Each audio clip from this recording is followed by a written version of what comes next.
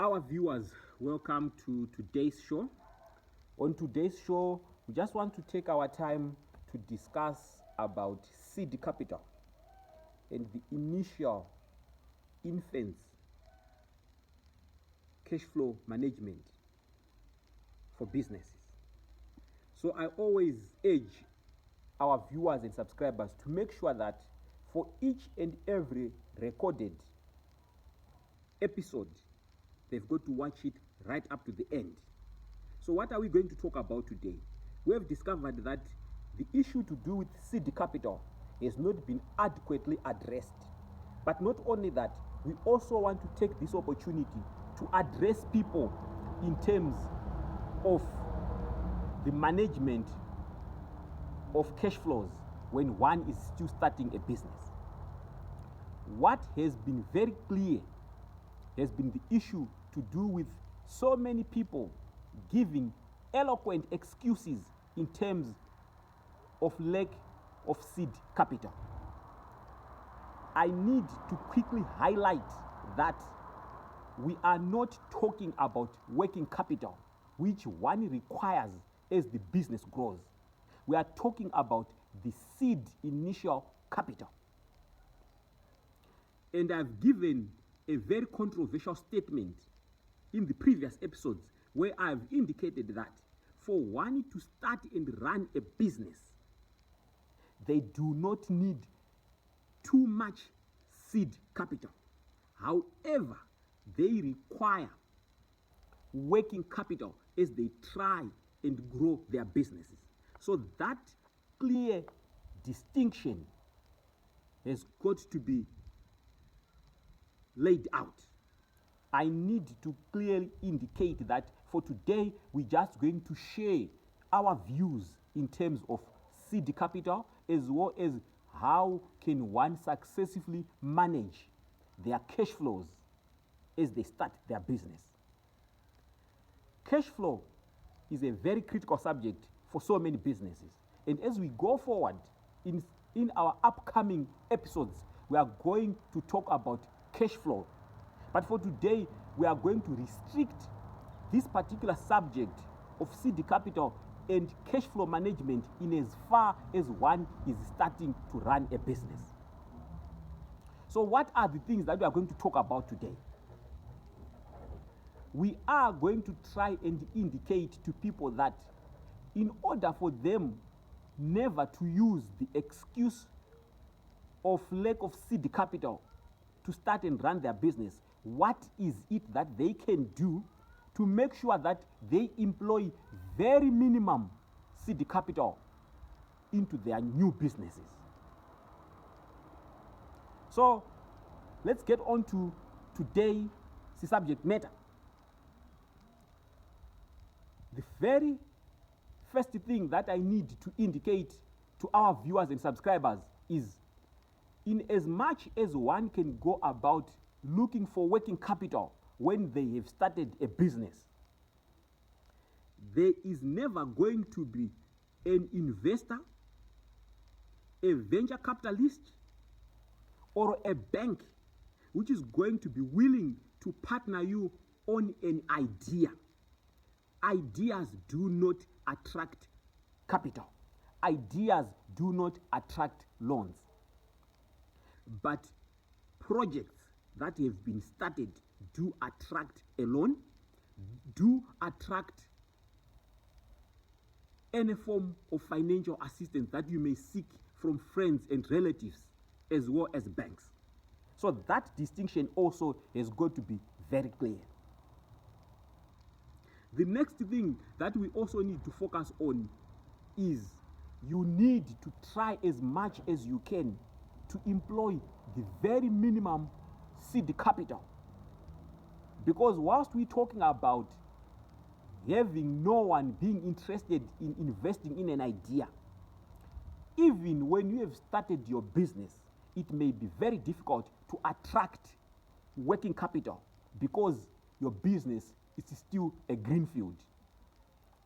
So our subject matter today is going to be restricted on an entrepreneur who is willing to start, who may not have access to working capital as a loan to working capital from a bank.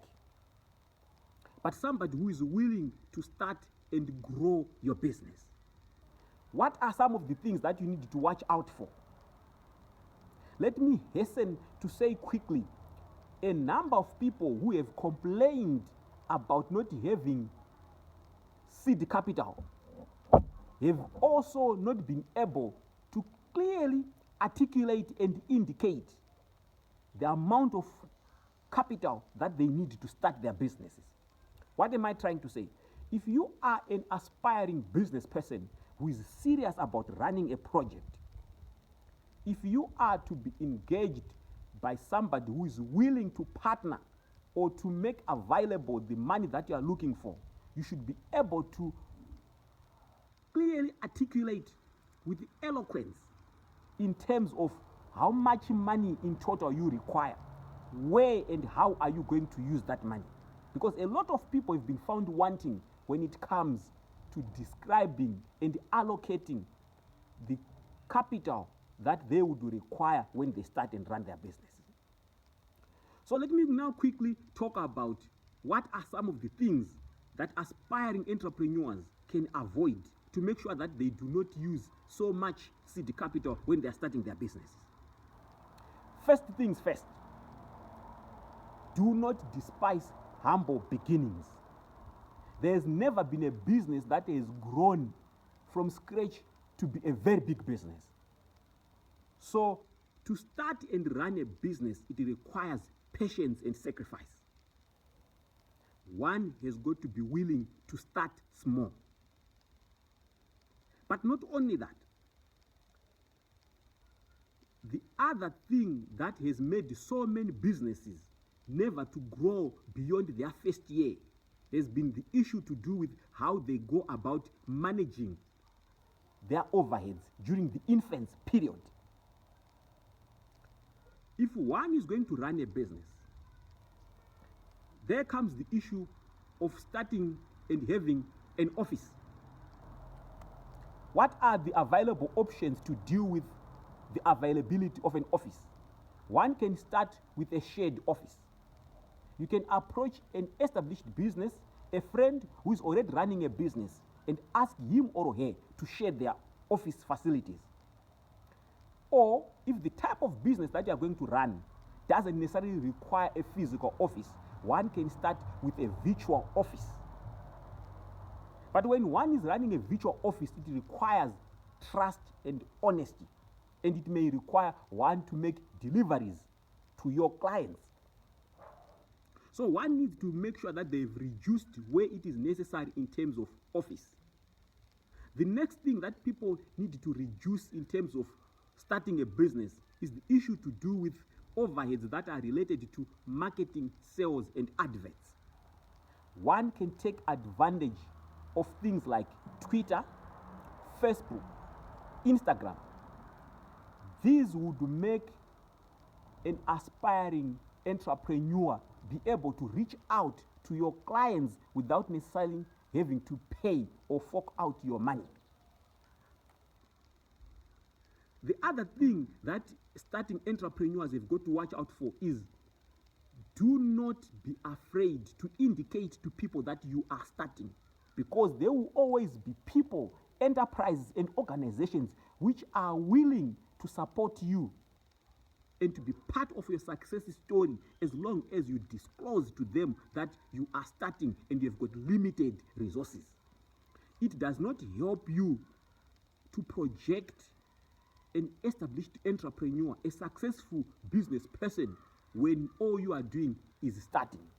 Because the moment you project a successful business person, a successful entrepreneur, then there would be unnecessary start-up costs which may not work in your favor.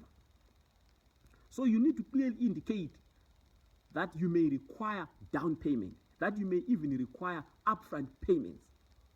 There are a number of established people, a number of established business, a number of established corporates who are willing to partner small start-up businesses. So one needs to take advantage of this, never to overpromise, clearly indicate the stage at which their businesses are at. The last thing that I'm going to talk about, which has made so many people fail to take their businesses beyond their first year, is the issue to do with public opinion. A lot of small start-up businesses have failed because they are trying to impress their friends, that whilst they've not been on the job market, they've been running successful businesses. So what is it that they do? They end up having to rent expensive offices, end up having to pay for expensive adverts, ending up having to engage successful, well-established marketing organizations. I need to quickly point out to people to say, if the resources, financial resources are available, there is nothing wrong with engaging a well-established marketing services company. But why I've decided to focus on this particular subject matter, it's because a lot of people end up complaining that they require too much seed capital to start and run businesses.